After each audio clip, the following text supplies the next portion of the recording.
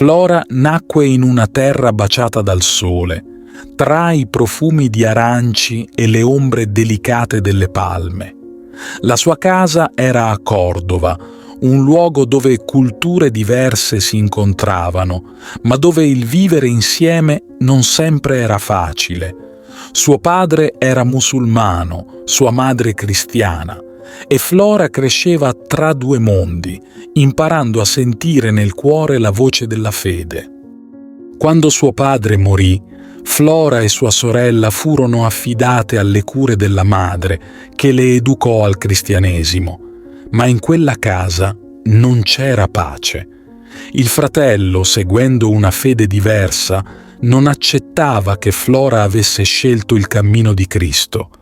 Il suo cuore era duro e la sua rabbia pesava sulla giovane ragazza come una catena. Perseguitata dalla sua stessa famiglia, Flora decise di fuggire. Si rifugiò tra coloro che condividevano la sua fede, trovando conforto nella preghiera e nella comunità. Ma il destino la richiamò alla sua casa. Il fratello aveva fatto imprigionare persone innocenti, uomini di chiesa, usandoli come ricatto per costringerla a tornare. Flora, con il cuore spezzato ma il coraggio di una leonessa, fece ritorno. Lì fu accolta con la violenza. Le sue mani tremavano per il dolore, ma non vacillò. Il suo amore per Cristo era più forte di ogni colpo ricevuto. Dopo anni di silenzio, di fuga e di rifugio, Flora prese una decisione. Non avrebbe più nascosto la sua fede.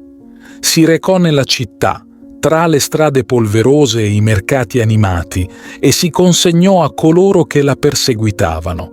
Era pronta al martirio. Il suo cuore sapeva che quel gesto avrebbe portato dolore, ma anche luce. In prigione trovò un'anima gentile. Eulogio, un uomo di grande fede, le stava accanto, incoraggiandola con parole di speranza.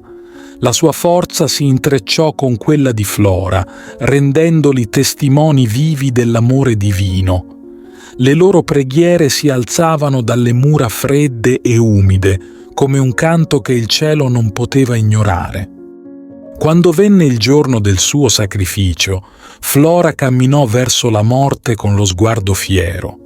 Le spade che l'attendevano erano solo strumenti per aprirle la porta del paradiso.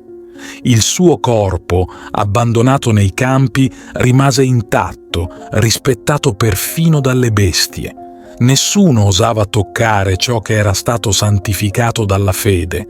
Alla fine fu gettato nel fiume dove le sue acque lo accolsero come un dono prezioso. La storia di Flora si diffuse come un soffio di vento, portando con sé il profumo della sua santità. Ogni cuore che ascoltava il suo sacrificio si riempiva di speranza. La giovane martire di Cordova aveva mostrato al mondo che l'amore per Cristo era più forte di ogni catena, più luminoso di ogni buio. E nel ricordo di chi la ama, Flora continua a splendere come una stella che non si spegne mai.